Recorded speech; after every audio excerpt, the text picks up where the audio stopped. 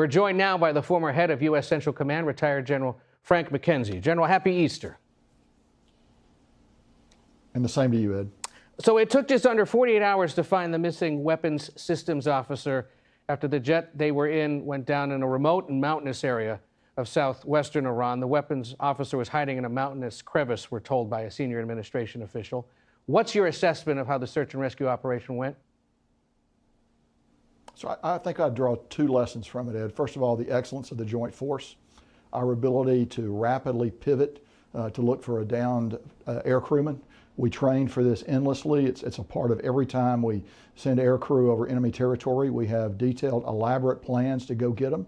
It's a very basic part of who we are as American fighting men and women. So that plan swung into action. I think it was executed pretty effectively. As always, you've got somebody on the ground, maybe injured. They got to get to a position where they can hide until you can get to them. All that seemed to work out very well. And you know, we did in fact lose a couple of aircraft in that mission. But I would just tell you, it takes a year to build an aircraft. It takes 200 years to build a military tradition where you don't leave anybody behind. You take the aircraft trade any day in a situation like this. The other lesson, I think, is a hard lesson for Iran. First of all, they were not able to find the missing air crewman. Second, you know, they put out a broad appeal to their people to turn him in, reward, asking for all kinds of leads.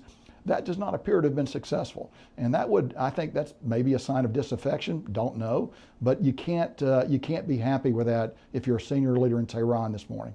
Yeah, you know, Iran's Revolutionary Guard's now claiming responsibility for attacks on petrochemical plants in the UAE, Kuwait, and Bahrain. They warn its attacks against U.S. economic interests will intensify if attacks on civilian targets in Iran are repeated.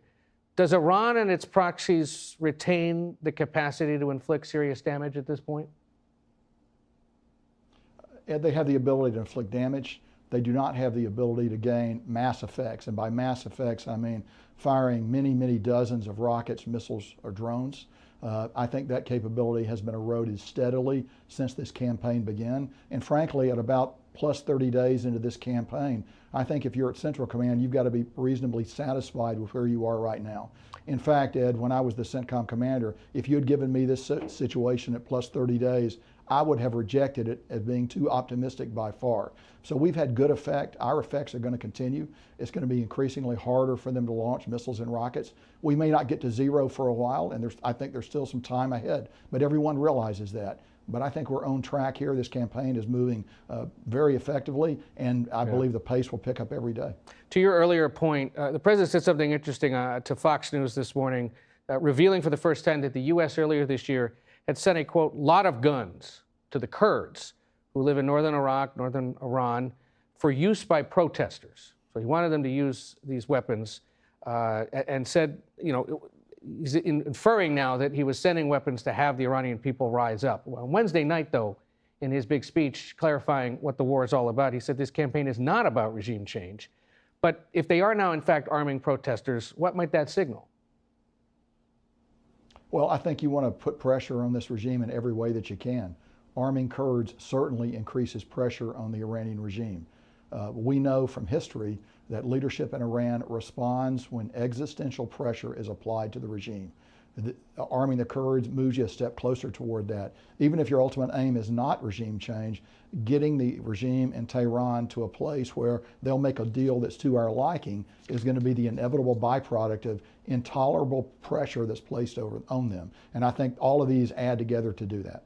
You said last week a success for the White House is that the Strait of Hormuz reopens, but that vital passageway, of course, remains effectively choked off. The president this Easter morning used some, shall we say, colorful language to threaten Iran again to reopen the Strait. If the U.S. launches its own military operation in the coming days to open the Strait, what's it going to take militarily to do that?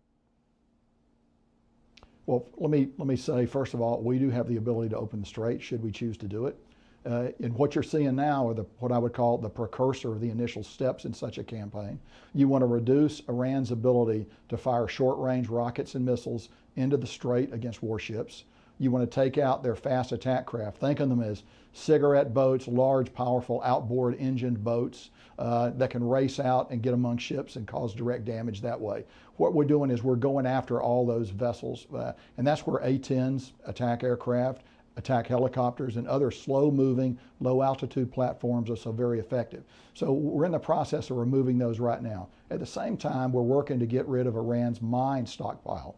The mines are very dangerous. They had thousands when the war began. I have no doubt we've significantly attrited them now. Yeah. Of course, it doesn't take many mines to cause a significant blockage to world shipping. So all of that is underway right now. And you want to reduce those to a low level before you put your warships up there to actually sort of test the waters in that strait.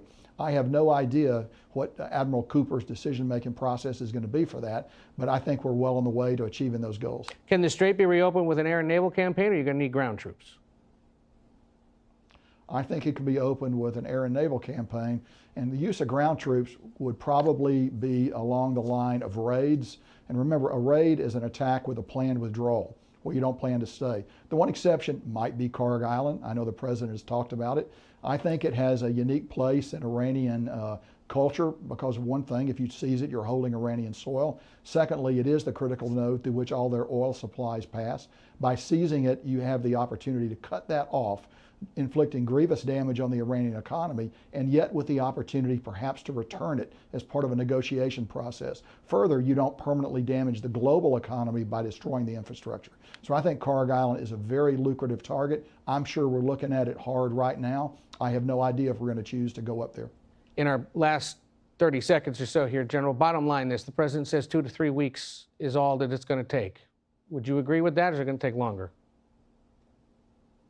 You know, I always hesitate to put time on a timeline on a military operation like this, but I would say the Iranians would be very well served to listen to President Trump when he says he's going to hit them, because he's proven that he's willing to do that. So that's the lesson I would learn from his most recent pronouncement and from actually what we've done in the war to this date. If the president says we're going to do something, we're probably going to do it, and it probably is good time for the Iranian leadership to take note of that fact. All right, we'll leave it there. General McKenzie, happy Easter again. Thank you for spending some time with us this morning. We appreciate it.